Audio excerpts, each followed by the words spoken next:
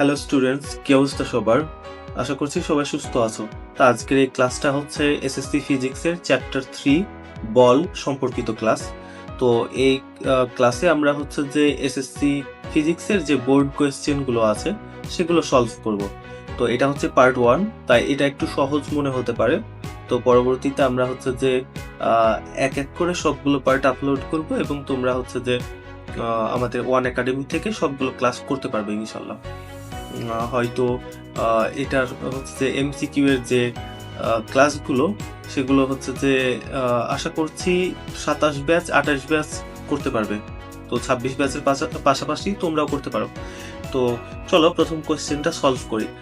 বলছে যে বস্তু যে অবস্থায় আছে চিরকাল সে অবস্থায় থাকতে চাওয়ার যে প্রবণতা বা ধর্ম তাকে কি বলে? সে ধর্মকে জড়তা বলে। আমরা হয়তো নিউটনের প্রথম সূত্রটা মুখস্থ করে এসেছি এতদিন। তো নিউটনের প্রথম সূত্রে যে বলা আছে যে বাহ্যিক কোনো বল প্রয়োগ না করলে স্থির বস্তু স্থির থাকবে এবং গতিশীল বস্তু আজীবন সমদ্রুতিতে সরল পথে চলতে থাকবে।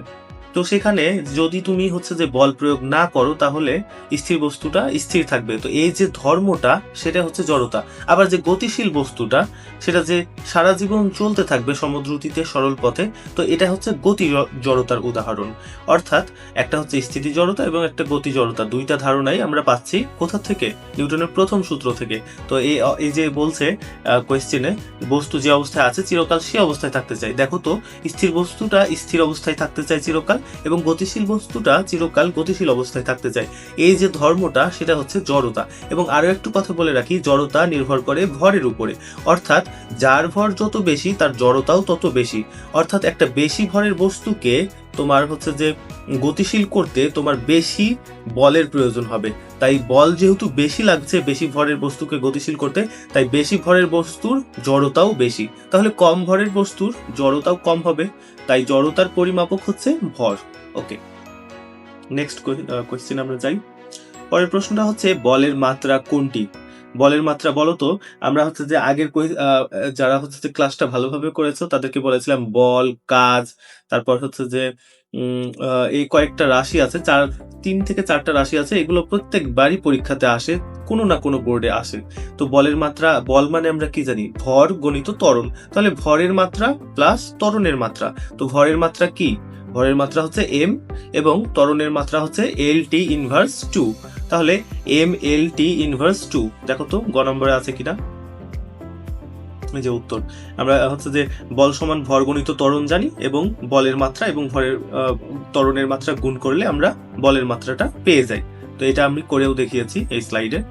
পরের কোশ্চেনটা দেখো, ভরবেগের একক কোনটি? ভরবেগ অর্থ হচ্ছে ভর এবং বেগের গুণফল। তো ভর এবং বেগের গুণফল যদি ভরবেগ হয় তাহলে ভরবেগের যে একক হবে সেটা হচ্ছে ভরের একক এবং কি বেগের এককের গুণফল। তাহলে ভরের একক কি? ভরের একক হচ্ছে কেজি এবং বেগের একক হচ্ছে মিটার পার সেকেন্ড। আশা করছি এগুলো তোমাদের কাছে খুব সহজ কোয়েশ্চেন। তো তারপরেও আমি হচ্ছে স্লাইডে কিভাবে এসেছে সেটা বের করে দেখিয়েছি। তো পরের প্রশ্নটা হচ্ছে 5 কেজি ভরের একটি বস্তুর উপর 50 নিউটন বল প্রয়োগ করা হলে ত্বরণ কত হবে? দেখো তো কি কি এখানে দেওয়া আছে, কি কি কন্টেন্ট দেওয়া আছে। 5 কেজি ভর দেওয়া আছে এবং 50 নিউটন বল দেওয়া আছে। তাহলে বল এবং ভর দুইটা দেওয়া আছে এবং ত্বরণ আমার কাছে জানতে চেয়েছে। আমরা কি সূত্র জানি? বল থেকে হচ্ছে যে ভর এবং ত্বরণ গুণফলের মাধ্যমে বল পাই না? তো বলের এই সূত্রটা থেকে আমরা ত্বরণের মানটা বের করে ফেলবো। F equal to ma। তাহলে F হচ্ছে 50 নিউটন, m হচ্ছে 5 কেজি। তাহলে হচ্ছে a equal to F by m হবে এবং আমরা হচ্ছে 10 মিটার পার সেকেন্ড স্কোয়ার পেয়ে যাব। এই যে আমি করে দেখিয়েছি। বল equal to F equal to ma, a equal to F by m। এই mটা ভাগ হয়ে গিয়েছে। তারপর হচ্ছে যে a ইকুয়াল টু 50 বাই 5, তাহলে কত? 10 মিটার পার সেকেন্ড স্কোয়ার। পরের স্লাইডে, 10 কেজি ভরের কোনো বস্তু 10 মিটার পার সেকেন্ড বেগে গতিশীল হলে ভরবেগ কত? আমাকে ভর 10 কেজি এবং বেগ 10 মিটার পার সেকেন্ড দেয়া আছে। আমার কাছে জানতে চেয়েছে ভরবেগ কত। ভরবেগ আসলে কি? ভরবেগ হচ্ছে ভর এবং বেগের গুণফল।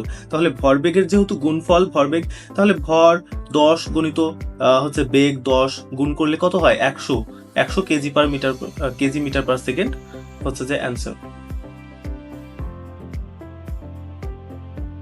এই যে এখানে হচ্ছে সূত্র দিয়ে দিয়েছি, ভরবেগকে কি দ্বারা প্রকাশ করে? পি দিয়ে। P equal to m v, m হচ্ছে ভর এবং ভি হচ্ছে বেগ। তারপর হচ্ছে নিউটনের গতির প্রথম সূত্র থেকে কোন দুটি বিষয়ের ধারণা পাওয়া যায়? নিউটনের প্রথম সূত্র কি ছিল? বাহ্যিক কোনো বল প্রয়োগ না করলে স্থির বস্তু স্থির থাকবে এবং গতিশীল বস্তু সমদ্রুতিতে সরল পথে আজীবন চলতে থাকবে। তাহলে এখানে বল এবং জড়তা দুইটার কথা আছে। আমরা আগেই দেখেছি জড়তার কথাবার্তা, জড়তা কি জিনিস, জড়তা ধর্মটা আসলে কেমন, সেটা আমরা আগের প্রথম প্রশ্নটাতেই দেখেছিলাম। আর বল হচ্ছে যে যেহেতু বলের কথা আসছে তাহলে দুইটা ধারণা আমরা পাই, বল এবং জড়তা। ক নম্বর অ্যান্সার হবে। নিউটনের প্রথম সূত্র পদার্থের কোন ধর্মকে প্রকাশ করে? জড়তা। নিউটনের প্রথম সূত্র পদার্থের কোন ধর্মকে প্রকাশ করে? জড়তা। আমরা হচ্ছে যে দেখে এসেছি, তো এরকম বারবার কোশ্চেন আসছিল। জড়তা, এই দেখো এই কোশ্চেনটা, বস্তু জড়তা পরিমাপ করা হয় কোনটির সাহায্যে? কোনটির সাহায্যে আমরা বললাম? ভরের সাহায্যে। ভর যদি বেশি হয় জড়তা বেশি হবে এবং ভর যদি কম হয় তাহলে জড়তাও কম হবে।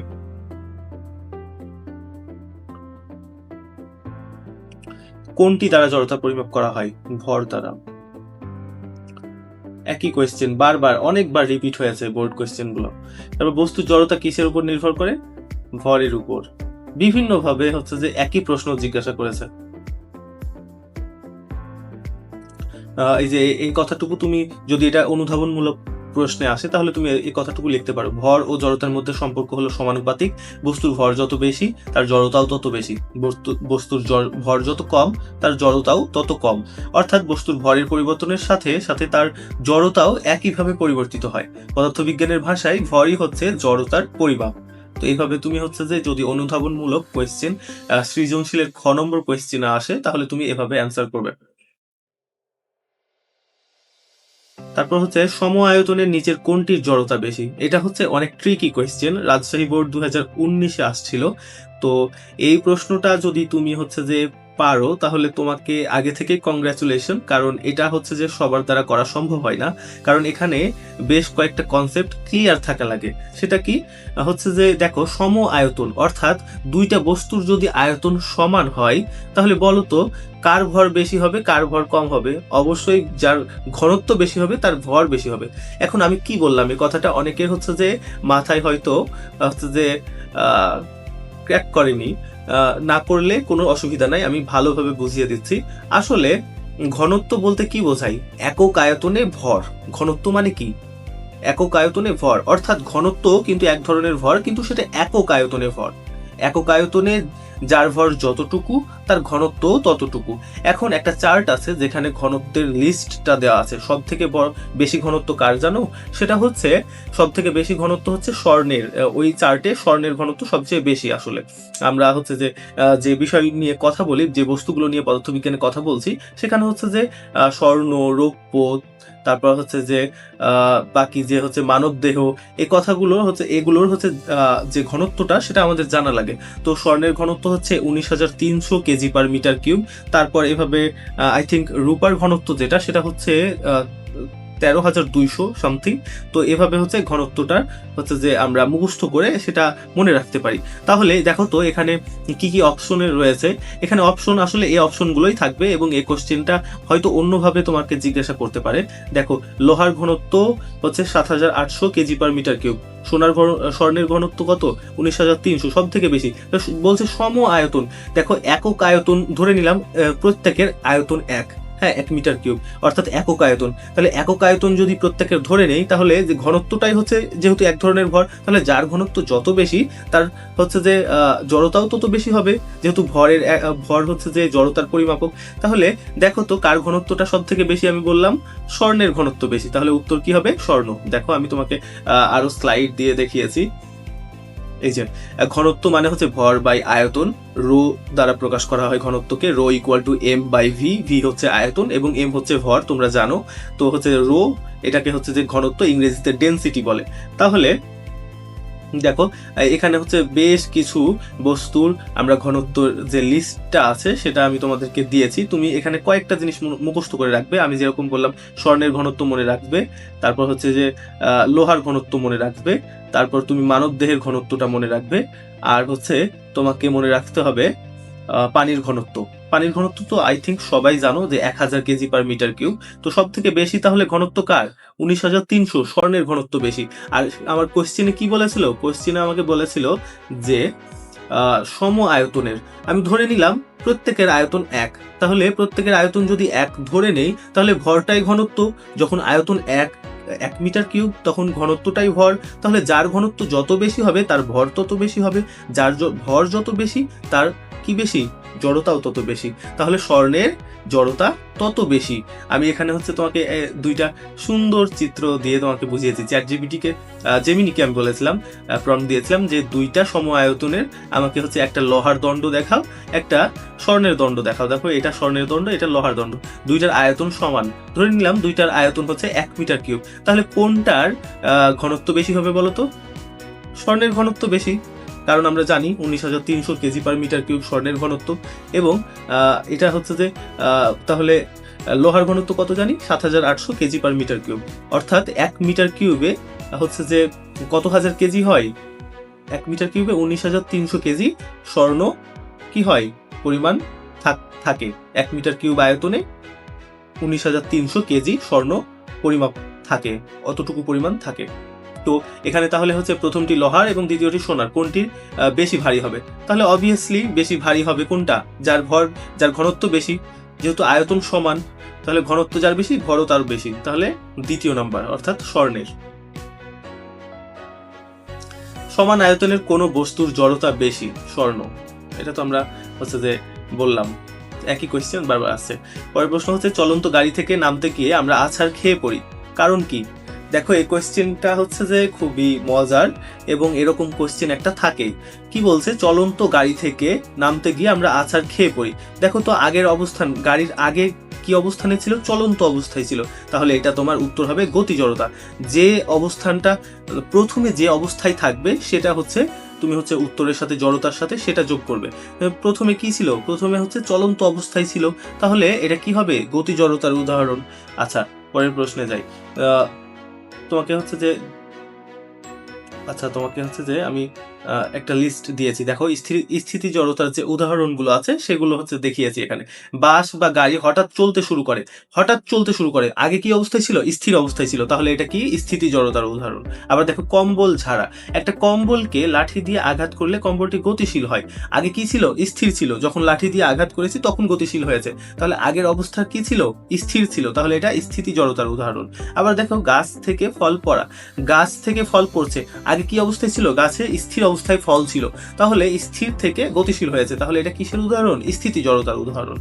আবার হচ্ছে গতি জড়তার কয়েকটি উদাহরণ দিয়েছি তোমাকে। দেখো চলন্ত বাস হঠাৎ ব্রেক করলো, তাহলে চলন্ত বাস আগে কি অবস্থায় ছিল? চলন্ত ছিল, পরে ব্রেক করেছি, তাহলে আগের অবস্থা চলন্ত, গতিশীল, তাহলে এটা গতি জড়তার উদাহরণ।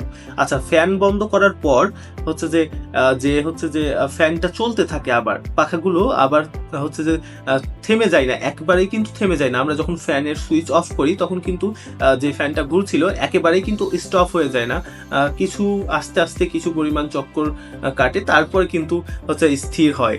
তো এটা হওয়ার কারণ কি? এটা হওয়ার কারণ হচ্ছে গতি জড়তা। প্রথমে গতিশীল ছিল, পরে যখন আমি বন্ধ করেছি সুইচ তখন স্থির হয়েছে, তাহলে প্রথমের অবস্থা কি? গতিশীল, তাহলে গতি জড়তার উদাহরণ। আবার দেখো অ্যাথলেটের দৌড়, যখন কোনো অ্যাথলেট দৌড়ায় এবং সে যখন একেবারে শেষ প্রান্তে গিয়ে পৌঁছায় তখন কি? থামার চেষ্টা করে, তখন কি সাথে সাথে থামতে পারে? সাথে সাথে থামতে পারে না। দেখবা অনেক সময় অ্যাথলেটরা কিন্তু পড়ে যায়, অনেক সময় মাটিতে তারা হচ্ছে যে আছাড় খেয়ে পড়ে। তো হচ্ছে হঠাৎ করে থামতে গিয়ে যে এই অবস্থাটা ঘটে সেটা হচ্ছে গতি জড়তার উদাহরণ। সেটা কিভাবে? অ্যাথলেট কিন্তু প্রথমে গতিশীল অবস্থায় ছিল, যখন সে হঠাৎ করে থামতে চেষ্টা করেছে অর্থাৎ থেমেছে, পরের অবস্থা থেমেছে, আগে কি ছিল? গতিশীল ছিল, তাই এটা গতি জড়তার উদাহরণ। আশা করছি বুঝেছো। তারপরের কোশ্চেনটা হচ্ছে 500 গ্রাম ভরের একটি বস্তুর উপর 5 নিউটন বল প্রয়োগ করা হলে এর ত্বরণ কত হবে? দেখো খুবই সহজ একটা প্রশ্ন দিয়েছি, শুরু করেছি। এটা আসলে বোর্ড কোয়েশ্চেন, ময়মনসিংহ বোর্ড 2025-এর কোয়েশ্চেন, অর্থাৎ আগের বছরের কোয়েশ্চেন। তো 500 গ্রাম এটাকে আমরা কেজিতে রূপান্তর করব এবং 5 নিউটন বল, দুইটা হচ্ছে যে তথ্য দেওয়া আছে, ভর এবং বল। আমরা কি জানি? ত্বরণ বলের সূত্রটা কি জানি? F = ma। তাহলে হচ্ছে যে A = F/m, তাহলে F এর মান 5 এবং 0.5 কেজি, 500 গ্রাম মানে 0.5 কেজি, ভাগ করলে আমরা পেয়ে যাব আমাদের কাঙ্ক্ষিত উত্তর। তো সেটা আমরা হচ্ছে যে এখানে দেওয়া আছে এই যে F equal to 5 newton, M equal to 500 gram মানে 0.5 KG, F equal to M A, এই যে সূত্র F equal to M A equal to F by M, A equal to 5 newton divided by 0.5 অর্থাৎ 10 মিটার পার সেকেন্ড। এর মান তাহলে কত? 10 metre per second square. আচ্ছা, যারা হচ্ছে যে বুঝে মানে হচ্ছে যে বুঝতে কষ্ট হচ্ছিল, তাই আমি আবার হচ্ছে যে এটা অ্যান্সারটা করে দেখালাম। আই থিঙ্ক বিরক্ত হবে না, খুব সহজ কোয়েশ্চেন ছিল এটা। তবে যারা পারছো না তাদেরকে তো করে দেখালামই, আমি তোমাদের সব কঠিন কোয়েশ্চেন সলভ করে দিব, সমস্যা নাই। আমি যতক্ষণ আছি ততক্ষণ তোমাকে হচ্ছে যে ফিজিক্স নিয়ে চিন্তা করতে হবে না আপাতত, যদি তুমি আমার ক্লাসগুলো রেগুলার দেখো। তো পরের কোয়েশ্চেনটা হচ্ছে ক্রিয়া বল F1 এবং প্রতিক্রিয়া বল F2 হলে নিউটনের তৃতীয় সূত্রের ক্ষেত্রে কোন সম্পর্কটি সঠিক? দেখো আমরা কি জানি, প্রত্যেক ক্রিয়ারই একটা সমান এবং বিপরীত প্রতিক্রিয়া আছে। সমান এবং বিপরীত, দেখো সমান F1 ইকুয়াল টু F2 সমান, কিন্তু দেখো বিপরীত কি? বিপরীত হলে কি? নেগেটিভ সাইন আসবে, অর্থাৎ মাইনাস চিহ্ন আসবে। দেখো F1 equal to minus F2 হতে হতো, তাহলে কি এটা হবে? হবে না। সমান ঠিকই, কিন্তু বিপরীত না। বিপরীত হতে গেলে কি হওয়া লাগবে? যোগাত্মক বিপরীত, অর্থাৎ একটা মাইনাস আসা লাগবে। আমি হয়তো আগের ক্লাসে তোমাকে বলেছি যোগাত্মক বিপরীত কি এবং গুণাত্মক বিপরীত কি। যোগাত্মক বিপরীত মানে হচ্ছে শুধু একটা মাইনাস যোগ হবে, আর গুণাত্মক বিপরীত মানে হচ্ছে ভাগ আকারে লেখা হবে, অর্থাৎ 5 এর যোগাত্মক বিপরীত হচ্ছে -5 এবং গুণাত্মক বিপরীত হচ্ছে 1/5। তো এখানে হচ্ছে দেখো F1 প্লাস F2, দেখো এই প্লাস F2টা এদিকে মাইনাস F2 হিসেবে ছিল না, তাহলে গ নম্বর উত্তর হবে F1 plus F2 equal to 0। আবার আরেকটা সেন্স মেক করে এটা, দেখো আমি যে বলে হচ্ছে যে ক্রিয়া করছি, যদি দেয়ালকে ধাক্কা দেয়, যে বলে দেয়ালকে ধাক্কা দিব, দেয়ালও কিন্তু আমাকে সে ঠিক একই বলে যখন প্রতিক্রিয়া দিবে, তখন প্রতিক্রিয়া এবং ক্রিয়া দুইটা কাটাকাটি হয়ে যাবে এবং শূন্য হয়ে যাবে। দেখো শূন্য হয়ে গিয়েছে। এইভাবেও তুমি চিন্তা করতে পারো। পরের প্রশ্নটা হচ্ছে নিচের কোনটিতে ঘর্ষণ বল কম? খাটে শুয়ে থাকা, মাটির উপর দাঁড়িয়ে থাকা, দেয়ালে পেরেক লাগানো এবং চাকাযুক্ত চেয়ার টেনে নেওয়া, কোনটা হবে বলতো? দেখো চাকাযুক্ত চেয়ার যদি যেটা, সেটা টেনে নেওয়া সব থেকে সহজ হবে, কারণ সেটা হচ্ছে দেখো এই ধর্মের উপর ভিত্তি করেই কিন্তু গাড়িতে হচ্ছে চাকা লাগানো হয়। তোমার যদি এটা মনে রাখতে কষ্ট হয় তাহলে তুমি এইভাবে মনে রাখবে যে গাড়ি এবং যে বড় বড় জিপ কিংবা হচ্ছে যে মাইক্রোবাসগুলো চলছে, সেখানে চাকা লাগানোর কারণই হচ্ছে সেখানে ঘর্ষণ যাতে কম হয়। তাহলে ঘর্ষণ কম কখন হয়? যখন তোমার হচ্ছে পৃষ্ঠতলটা বলীয় হয়, তখন হচ্ছে ঘর্ষণটা কম হয়। দেখো আমি তোমাকে হচ্ছে যে এখানে একটু ব্যাখ্যা দেওয়ার চেষ্টা করেছি।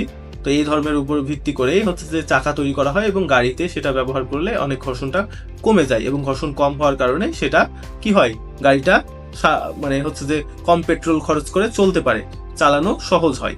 এই যে এটা হচ্ছে স্থিতি ঘর্ষণ, স্ট্যাটিক ফ্রিকশন এবং স্লাইডিং ফ্রিকশন, যেটা হচ্ছে যে রোলিং ফ্রিকশনটা সব থেকে কম হয়। দেখো যখন আমরা হচ্ছে কোনো জিনিস ছেঁচড়াতে নিয়ে যাই, সেটা হচ্ছে স্লাইডিং ফ্রিকশন। তো এই ফ্রিকশনটা বেশি, কিন্তু রোলিং ফ্রিকশন যেটা, চাকা যখন ঘুরে, এই রোলিং ফ্রিকশনটা কিন্তু অনেক কম হয়। তাই হচ্ছে যে চাকা ব্যবহার করা এবং চাকাযুক্ত চেয়ার টেনে নেওয়া একটু সহজ হয়। আশা করি বুঝেছো। পরের প্রশ্নটা দেখো, 4 কেজি ভরের একটি বস্তুর গতিশক্তি 2000 হলে বস্তুটির বেগ কত? দেখো এখানে কি কি হচ্ছে দেয়া আছে, কন্টেন্ট কি কি দেয়া আছে। 4 কেজি ভর এম দেওয়া আছে এবং গতিশক্তি ই কে দেওয়া আছে। আমরা কি জানি? গতিশক্তি নির্ণয়ের সূত্র কি জানা ছিল? E K equal to half M V square. অনেকে জানো হচ্ছে K equal to half M V square. একই কথা, ই কে অথবা ই যে কোনো একটা তুমি ব্যবহার করতে পারো, অথবা কে ব্যবহার করতে পারো। তো হচ্ছে যে সেক্ষেত্রে তোমার এখানে সূত্রতে মানগুলো বসাতে হবে, ভি এর মান তোমাকে বের করতে হবে, তাহলেই হয়ে যাবে। এই যে এখানে আমরা বের করে দেখিয়েছি, E K equal to half M V square, M equal to 4 KG, E K equal to 2000 joule, এবং হচ্ছে যে তাহলে সূত্র অনুযায়ী ভি স্কোয়ারের মান কত আসে? 1000, তাহলে ভি এর মান আসে 31.62। তো এটা হচ্ছে অ্যান্সার। এটা কোনটা? এই যে এটা, ঘ নম্বর। পরের প্রশ্নে যাই। কোনো ঘর্ষণ কাজে লাগিয়ে একজন মানুষ পানিতে সাঁতার কাটতে পারে। আচ্ছা, যখন হচ্ছে যে কোনো বস্তু কোনো তরল অথবা বায়বীয় পদার্থের উপর দিয়ে চলার চেষ্টা করবে, তখন সেটাকে আমরা প্রবাহী ঘর্ষণ বলবো। এটা হচ্ছে প্রবাহী ঘর্ষণ, ঘ নম্বর অ্যান্সার। 6 নম্বর হচ্ছে 5 কেজি ভরের একটি স্থির বস্তুর উপর 11 নিউটন বল ক্রিয়া করছে। বস্তু যে তলে চলছে তার ঘর্ষণ বল 1 নিউটন। ঘর্ষণযুক্ত তলে 10 সেকেন্ড পর বেগ কত। দেখো এখানে কি কি দেওয়া আছে, কন্টেন্টগুলো হচ্ছে যে একটু খেয়াল করো। 5 কেজি ভর এম দেওয়া আছে, আর কি দেওয়া আছে, আর হচ্ছে যে 11 নিউটন বল ক্রিয়া করছে, অর্থাৎ প্রযুক্ত বল দেওয়া আছে। তারপর কি বলেছে, ঘর্ষণ বল 1 নিউটন। তাহলে তোমাকে এটা হচ্ছে যে বলতো কার্যত বল কত, কার্যকর বল কত। কার্যকর বল হচ্ছে 11 নিউটন মাইনাস 1 নিউটন 10 নিউটন। সেটা কিভাবে, কারণ দেখো একটা বস্তুকে যখন আমরা বল প্রয়োগ করি, ঘর্ষণ সব সময় বিপরীত দিকে কাজ করে। ঘর্ষণ কোন দিকে কাজ করে, যেদিকে বল প্রয়োগ করেছি তার বিপরীত দিকে। যেহেতু বিপরীত দিকে কাজ করে, তাহলে 11 নিউটন থেকে 1 নিউটন মাইনাস হয়ে যাবে, যেহেতু এটা বিপরীত দিকে কাজ করছে। তাহলে মোট কত, 10 নিউটন কাজে আসছে, তাই কার্যকর বল বলবো। কাজে আসছে 10 নিউটন, তাই কার্যকর বল 10 নিউটন। এখন 10 নিউটন পেলাম বল, কার্যকর বল, এবং ভর পেয়েছি 5 কেজি। হ্যাঁ, তাহলে আমরা ত্বরণটা নির্ণয় করতে পারি না। তাহলে 10 ডিভাইডেড বাই 5 সমান 2 মিটার পার সেকেন্ড। তাহলে ত্বরণ নির্ণয় করে নিলাম F ইকুয়াল টু এম এ, ওই সূত্রটা থেকে। তারপর এ এর মান যেহেতু পেয়ে গিয়েছি এবং 10 সেকেন্ড সময় আমরা জানি, তাহলে v minus you divided by t equal to ত্বরণ। আমরা জানি ত্বরণ মানে বেগের পরিবর্তনের হার। বেগের পরিবর্তনের হার মানে কি, V minus you divided by T. সময় দিয়ে ভাগ করলে আমরা ত্বরণ পাই। তাহলে সেটা দুইটা স্টেপে আমরা এই অঙ্কটা করব। দেখো আমি এটা করে দেখিয়েছি। হ্যাঁ, তোমরা হচ্ছে যে দুইটা স্টেপে এটা করে নেবে। এই যে এখানে 5 কেজি ভর, প্রযুক্ত বল 11 নিউটন, ঘর্ষণ বল 1 নিউটন সব দিয়েছি। এফ নেট অর্থাৎ হচ্ছে কার্যকর বল কত, 10 নিউটন। তাহলে এখানে 10 নিউটন থেকে এ এর মান বের করে নিলাম 2 metre per second square, F equal to M A, এই সূত্রটা ব্যবহার করে। তো 2 মিটার পার সেকেন্ড ত্বরণ পেয়ে গিয়েছি। তাহলে এখন হচ্ছে ত্বরণটা আমরা জানি এবং সময় 10 সেকেন্ড সেটা জানি। তাহলে আমরা আদি বেগটাও জানি, ইউ ইকুয়াল টু 0। তাহলে V equal to U plus at, এই সূত্র ব্যবহার করো, অথবা A equal to V minus you divided by T, একই কথা। তাহলে হচ্ছে যে তুমি ভি এর মানটা পেয়ে যাবে। খুব সহজ ছিল কোয়েশ্চেনটা, কিন্তু দুইটা স্টেপে ছিল, তাই তোমাদের একটু কঠিন মনে হতে পারে। কিন্তু এরকম কোয়েশ্চেন তোমার পরীক্ষায় আসার সম্ভাবনা আছে, অর্থাৎ এই টাইপের কোয়েশ্চেন অনেক বেশি ইম্পর্টেন্ট। নিচের কোন বল আকর্ষণ বিকর্ষণ দুটোই করতে পারে? কোন বল আকর্ষণ বিকর্ষণ করতে পারে? বিদ্যুৎ চৌম্বকীয় বল আকর্ষণ এবং বিকর্ষণ দুইটাই করতে পারে। আর দুর্বল নিউক্লিয় বল কোনোটাই করতে পারে না। আর সবল নিউক্লিয় বল এবং মহাকর্ষ বল আকর্ষণ করতে পারে। এটার একটা চার্ট আছে, এই যে চার্টটা তুমি দেখে নিতে পারো। এই চার্টে হয়তো এগুলো লেখা নাই, কিন্তু এখানে হচ্ছে যে চার্টের যে হচ্ছে যে পাল্লা, কার্যক্ষেত্র এগুলো, এবং হচ্ছে প্রভাবিত কণা, কোন কোন কণার কারণে সৃষ্টি হয় সেগুলো দেওয়া আছে। এটা একটু তুমি হচ্ছে যে খুব ভালো করে একটু মুখস্থ করে নিবে, আত্মস্থ করে নিবে। তো এখান থেকে হচ্ছে যে আরেকটা প্রশ্ন আসছে যে কোন বলের কারণে তেজস্ক্রিয় নিউক্লিয়াস থেকে বিটা রশ্মি বের হয়? এটা হচ্ছে দুর্বল নিউক্লিয় বলের কারণে তেজস্ক্রিয় বিটা রশ্মি বের হয়। এই যে এখানে দেওয়া আছে, বিটা ক্ষয় ঘটায় কোনটা, দুর্বল নিউক্লিয় বল। পরেরটা হচ্ছে উপর থেকে লাফ দিয়ে নিচে পড়ার সময় কোন ঘর্ষণ কাজ করে? স্থিতি ঘর্ষণ, আবর্ত ঘর্ষণ, গতি ঘর্ষণ, প্রবাহী ঘর্ষণ। দেখো আমি আগেও বলেছিলাম যে কোনো বস্তু যদি তরল বা বায়বীয় পদার্থের উপর দিয়ে চলার চেষ্টা করে সেটাকে কি বলবো, প্রবাহী ঘর্ষণ। তাহলে এটা কি হবে, প্রবাহী ঘর্ষণের উদাহরণ। ওকে, তারপর দেখো একটি 50 কেজি ভরের বস্তু 10 মিটার পার সেকেন্ড বেগে চলছে। বল প্রয়োগ করে বস্তুটির বেগ 5 সেকেন্ডে 20 মিটার পার সেকেন্ড করা হলো। এ সময়ে বস্তুটি 75 মিটার পথ অতিক্রম করে। বল প্রয়োগে কি পরিমাণ কাজ হবে? এখানে কি কি দেওয়া আছে দেখো, 50 কেজি ভর এবং 10 মিটার পার সেকেন্ড বেগে চলছে। বল প্রয়োগ করে বস্তুটির বেগ 5 সেকেন্ডে 20 মিটার পার সেকেন্ড করা হয়, অর্থাৎ বেগের পরিবর্তন কত হয়, 10 মিটার পার সেকেন্ড। সময় কতটুকু লেগেছে, 5 সেকেন্ড। তাহলে এখান থেকে ত্বরণের মান পেয়ে গেছি, বলের মান জানি, ত্বরণের মান পেয়ে গিয়েছি, এবং এই সময় 75 মিটার পথ অতিক্রম করে। বল প্রয়োগে কি পরিমাণ কাজ হয়েছে? আমরা কাজের কি জানি, কাজ বের করে কিভাবে, W equal to F S. তাহলে আমরা বলটা পেয়ে গিয়েছি, বল কিভাবে পেয়েছি, এফ ইকুয়াল টু এম এ, ভর দেওয়া আছে এবং ত্বরণ আমরা বের করে নিয়েছি কোথা থেকে, এই যে আদি বেগ, শেষ বেগ এবং সময় দেওয়া আছে এই সময় থেকে। তাহলে F equal two W equal to F S, F এর মান হচ্ছে 50 গণিত এখান থেকে ত্বরণের গুণফলটা এবং গণিত এস দেওয়া আছে 75 মিটার। এভাবে হচ্ছে 7500 জুল আসবে। এভাবেও করতে পারো তুমি। আর আরো একটা পদ্ধতি আছে করার, সেটা হচ্ছে গতিশক্তির পরিবর্তনটা বের করা। গতিশক্তির পরিবর্তন মানেই হচ্ছে কাজ, তাই গতিশক্তির পরিবর্তন বের করেও তুমি এই অঙ্কটা সলভ করে নিতে পারো। যে উপায়ে তুমি করবা সেই উপায়েই হবে। দেখো আদি গতিশক্তি কত, হাফ এম ভি স্কোয়ার এটা VI স্কোয়ার, এবং আদি গতিশক্তি হচ্ছে 2500 জুল, এবং শেষ গতিশক্তি হচ্ছে 10,000 জুল। তো এটা হচ্ছে পরিবর্তন কত 7,500 জুল। তাহলে সেটাই হচ্ছে কি কাজের পরিমাণ হচ্ছে গতিশক্তির পরিবর্তনের সমান। আচ্ছা, পরের কোয়েশ্চেনটা আমরা দেখি। পরে হচ্ছে কোন বস্তুর গতিশক্তি 1/16 গুণ হলে বেগ কত গুণ হবে? দেখো, আমরা কি জানি গতিশক্তির সাথে বেগের সম্পর্ক কি ছিল? গতিশক্তির সাথে বেগের সম্পর্ক ছিল হচ্ছে বেগের যে বর্গ সেটা হচ্ছে গতিশক্তির সমানুপাতিক। বেগের বর্গ গতিশক্তির সমানুপাতিক। দেখো, বেগের বর্গ এখানে যদি 1/4 হয়, এর বর্গ কত হয় 1/16 সমানুপাতিক, অর্থাৎ হচ্ছে যে 1/16 এদিকে হচ্ছে যে কি সম্পর্ক হচ্ছে যে গুণ আকারের সম্পর্ক। তাহলে 1/4 কে যদি স্কোয়ার করি তাহলে 1/16 আসে না? দেখো, তাহলে উত্তর কত হবে? খ। বেগের সাথে বেগের বর্গ হচ্ছে যে গতিশক্তির সমানুপাতিক সম্পর্ক, গতিশক্তির সাথে সমানুপাতিক সম্পর্ক। তো এটা আমরা হচ্ছে পরেও দেখিয়েছি, তুমি হচ্ছে যে এই স্লাইডটা দেখে নিতে পারো। এই যে এখানে হচ্ছে একটু কঠিন করে করা আছে, EK2 বাই EK1 1/16। তো 1/16 equal to V2 square divided by V1 square. সেটা হচ্ছে সূত্রের মাধ্যমে কাটাকাটি হয়ে এটা সমান এটা আসবে। তাহলে এটা যদি আসে তাহলে এটাকে রুট ওভার করলে 1/16। ঠিক আছে, যেহেতু সমানুপাতিক সম্পর্ক এবং বর্গমূলের সমানুপাতিক, তাই বর্গমূল করে নিব। গতিশক্তি যদি দুইটা কথা একটু হচ্ছে ভালোভাবে তুমি হচ্ছে বোঝার চেষ্টা করবে। গতিশক্তি হচ্ছে বেগের বর্গমূলের সমানুপাতিক। হ্যাঁ, এটা প্রথম কথা। যদি তুমি এটাকে উল্টো ভাবে বলতে চাও তাহলে এরকম হবে যে বেগের বর্গ গতিশক্তির সমানুপাতিক, বেগের বর্গ গতিশক্তির সমানুপাতিক, অথবা গতিশক্তি বেগের বর্গমূলের সমানুপাতিক, বেগের বর্গের সমানুপাতিক অর্থাৎ। আচ্ছা, একটু হচ্ছে যে তোমাকে হয়তো মনে হতে পারে, একটু কষ্ট হয়ে যেতে পারে এই জিনিসটা বুঝতে, কিন্তু আসলে এটা কিছু করার নাই। স্পর্শ বল কোনটি? দুর্বল নিউক্লিয় বল, মহাকর্ষ বল, চৌম্বক বল নাকি ঘর্ষণ বল? কোনটা স্পর্শ বল বলো তো? ঘর্ষণ বল সবসময় স্পর্শ বল। ঘর্ষণ বল সম্পর্কে দুইটা কথা মনে রাখলেই হবে, যে যদি ঘর্ষণ থাকতে হয়, ঘর্ষণ বলটা হচ্ছে যে আসতে হয়, পেতে হয়, তাহলে দুইটা বস্তুর অবশ্যই হচ্ছে স্পর্শ করার প্রয়োজন পড়বে।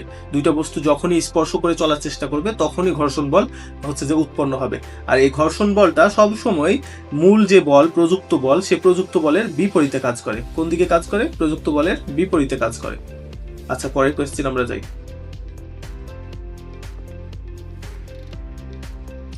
কোন বলের কারণে তেজস্ক্রিয় নিউক্লিয়াস থেকে বিটা রশ্মি বা ইলেকট্রন বের হয়? আমরা কোন বলের কারণে দেখেছিলাম? আমরা হচ্ছে এটা দেখেছিলাম দুর্বল নিউক্লিয় বলের কারণে। বিটা ক্ষয় হয় কোন বলের কারণে? দুর্বল নিউক্লিয় বলের কারণে। পরে দেখো, 2 কেজি ভরের একটি বস্তু কিউ এর উপর প্রযুক্ত বল বনাম সময়ের লেখচিত্র। দেখো, এই লেখচিত্রে একটু ভুল আছে। এখানে 15 এর সাথে এই দাগটা হবে, এই দাগটা এই 15 এর সাথে মিলিত হবে। হ্যাঁ, এটা একটু খেয়াল রেখো। 15 সেকেন্ডে হচ্ছে এ পর্যন্ত গিয়েছে, বাকি 15 সেকেন্ডে হচ্ছে আবার হচ্ছে যে এই অবস্থানে আসছে। হ্যাঁ, তো এখানে হচ্ছে কি বলেছে, লেখচিত্রের ঢালের একক নিচের কোনটি? এখানে তোমাকে হচ্ছে ঢাল নির্ণয় করার মাধ্যমে তোমাকে এককটা নির্ণয় করতে হবে। তাহলে আমরা ঢাল নির্ণয়ের সূত্র কি জানি? ওয়াই অক্ষের পরিবর্তন ডিভাইডেড বাই এক্স অক্ষের পরিবর্তন। আমরা হচ্ছে যে খুব ছোট কালে এই জিনিসটা শিখেছি যে ওয়াই অক্ষের একক পরিবর্তনের জন্য, এক্স অক্ষের একক পরিবর্তনের জন্য ওয়াই অক্ষের যতটুকু পরিবর্তিত হয় সেটা হচ্ছে ঢাল।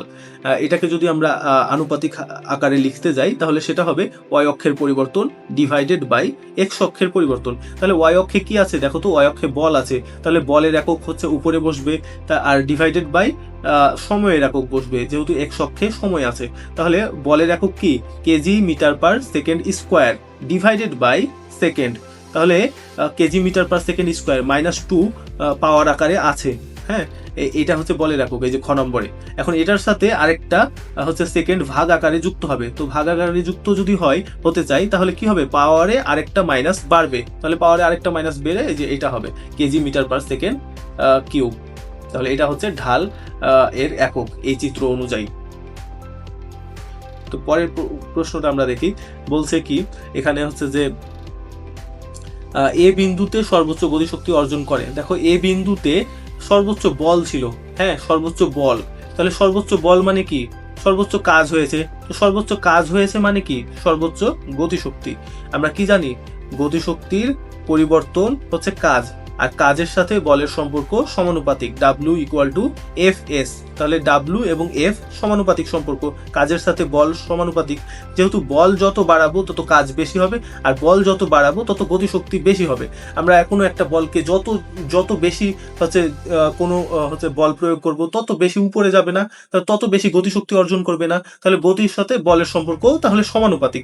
তাহলে দেখো তো, এখানে এ বিন্দুতে সব থেকে বেশি বল প্রয়োগ করেছি, তাহলে এ বিন্দুতে সব থেকে বেশি গতিশক্তি হবে। তাহলে এই বিন্দুতে সব থেকে বেশি গতিশক্তি, ঠিক আছে, 1 নাম্বার কারেক্ট। তারপর বলছে ও এ এবং এ বি অংশের ভরবেগের পরিবর্তন সমান। দেখো, ও এ অংশে যতটুকু বল প্রয়োগ করা হয়েছে ঠিক তার বিপরীত বল কিন্তু এ ও অংশে, এ বি অংশে, এটা বি এখানে আছে, এ বি অংশে কাজ করেছে বিপরীত। দেখো, প্রথমে বলটা বেড়েছে, পরে বলটা কমেছে, তাহলে কি ভরবেগের পরিবর্তন সমান? না। কারণ দেখো, প্রথমে বেগ বাড়ছিল কারণ বল বাড়ছিল, ঠিক পরে কি হয়েছে? বেগ কমছে, কারণ কি? বল কমেছে। এই যে বল কমছে তাই বেগ কমছে।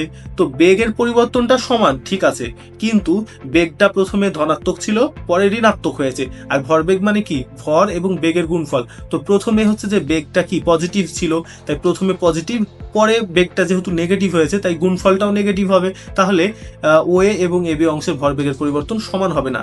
এটা হচ্ছে যে মাইনাস যতটুকু, এটা প্লাস পজিটিভ যতটুকু হবে, এ বি অংশে নেগেটিভ ততটুকু হবে। অর্থাৎ সমান হচ্ছে ঠিকই, কিন্তু একটা পজিটিভ এবং একটা নেগেটিভ মান, তাই এটা ভরবেগের পরিবর্তন সমান নয়। পরেরটা তাহলে 2 নাম্বার হবে না। তাহলে 3 নাম্বার কি আছে? ও এ এবং এ বি অংশে অসম ত্বরণ ক্রিয়াশীল। দেখো, ও এ এবং এ বি অংশে অসম ত্বরণ ক্রিয়াশীল। অসম ত্বরণ মানে কি? হচ্ছে ত্বরণটা সমান নাই, সব প্রতিটা মুহূর্তে ত্বরণ যদি পরিবর্তিত হয় তাহলে সেটা অসম ত্বরণ, আমরা যেটা জানি। তাহলে দেখো, বল কনস্ট্যান্টলি পরিবর্তন হচ্ছে, বল যেহেতু পরিবর্তন হচ্ছে তাহলে ত্বরণটাও পরিবর্তন হবে। ত্বরণের সাথে বলের কি সম্পর্ক? সমানুপাতিক সম্পর্ক। যেহেতু দেখো, ও থেকে এ তে বল বাড়ছে, সেহেতু ত্বরণটাও বাড়বে। আবার এ থেকে বি তে বল কমছে, তাহলে ত্বরণটাও কমবে। দেখো, বল বাড়ছে এবং বল কমছে, তাহলে ত্বরণও বাড়ছে এবং ত্বরণ কমছে, মানে কি? ত্বরণ অসমান আছে। তাহলে কি? ও এ এবং এ বি অংশে অসম ত্বরণ ক্রিয়াশীল। তাহলে 1 এবং 3 কারেক্ট, 2 কারেক্ট হবে না। এটা তোমরা হচ্ছে যে ক্যালকুলেশন করেও বের করতে পারো যে 2 নম্বরে ভরবেগের পরিবর্তন কেমন এবং এতে গতিশক্তি সর্বোচ্চ কিনা, সেটা তুমি বের করে দেখতে পারো। দেখো, আমরা বের করে দেখিয়েছি। তাও আমাদের এই স্লাইডটা দেখো।